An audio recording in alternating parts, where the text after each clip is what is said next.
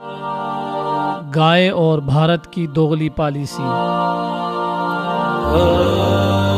Asian tiger کا خواب دیکھنے والا بھارت اپنی منافقانہ پالیسیوں کی وجہ سے دنیا بھر میں کوئی ثانی نہیں رکھتا۔ اپنے قول و فعل میں تضاد ہندو بنیے کا خاص وصف ہے۔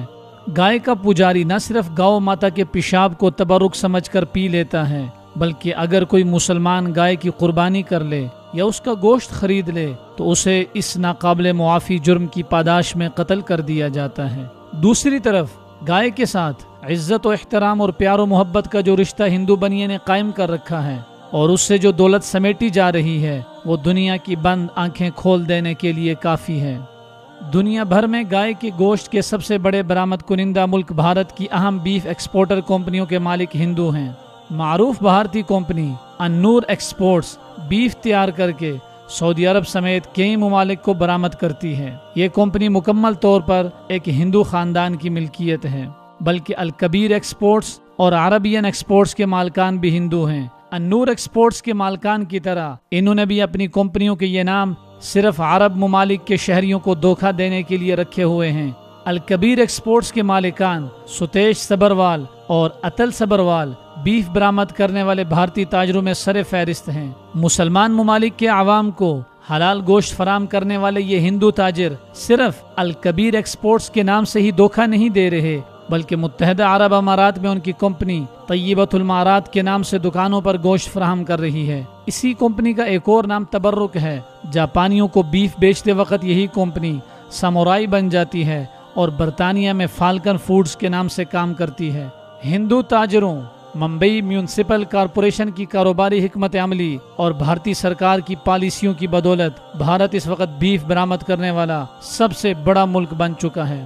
امریکی محکمہ زراعت کی جانب سے جاری کردہ اعداد و شمار کے مطابق گزشتہ برس بھارت نے 24 لاکھ ٹن یعنی 2 ارب 40 کروڑ کلو گرام بیف برآمد کیا۔ بیف کی برآمد میں برازیل دوسرے اور آسٹریلیا تیسرے نمبر پر رہا۔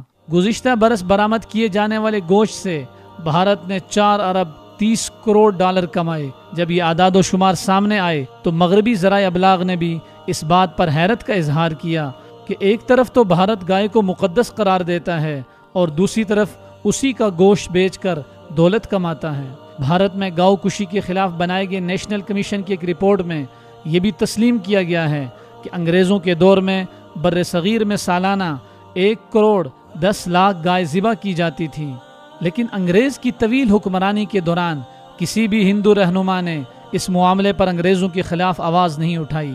بھارت سے بیف برآمد کرنے والی 5 سب سے بڑی کمپنیوں میں سے 4 کے مالکان ہندو ہیں۔ صرف ایک کمپنی افضل لطیف نامی مسلمان کی ملکیت ہے۔ گائے کے ذبیحہ سے فائدہ اٹھانے والے ہندوؤں کی تعداد مذکورہ بالا چند افراد تک محدود نہیں۔ گائے کے چمڑے، سینگوں، خون اور چربی کو استعمال میں لانے والی کئی کمپنیوں کے مالکان بھی ہندو ہیں۔ جہاں تک بھارتی حکومت کا تعلق ہے تو امید.com کی تحقیق کے مطابق بھارتی حکومت ہر جانور کے اوپر 150 روپے ٹیکس وصول کرتی ہے۔ بھارت نے گزشتہ برس 2 ارب 40 کروڑ کلو گرام بیف برآمد کیا۔ اگر ایک گائے کا وزن 130 کلو گرام لگایا جائے تو اس حساب سے ذبح کیے جانے والے جانوروں کی تعداد 1 کروڑ 80 لاکھ بنتی ہے۔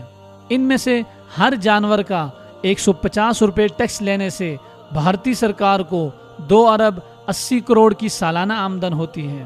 ممبئی میونسپل کارپوریشن اور بھارت کے ہندو تاجر جہاں گائے کا گوشت سعودی عرب، امارات، ملیشیا، مصر اور دیگر مسلمان ممالک کو بطور حلال گوشت فروخت کر کے 1 کھرب ڈالر کی حلال فوڈ انڈسٹری میں سے حصہ وصول کر رہے ہیں، نہ ان ہندو تاجروں کے مذہب پر کوئی اثر پڑتا ہے اور نہ بھارت سرکار حرکت میں آتی ہے، لیکن گاؤ کشی کا الزام لگا کر مسلمانوں کو سیاسی انتقام کا نشانہ ضرور بنایا جا رہا ہے۔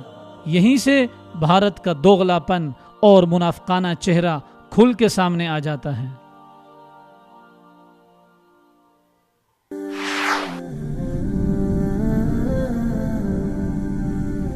وصال اردو، حق کا راہی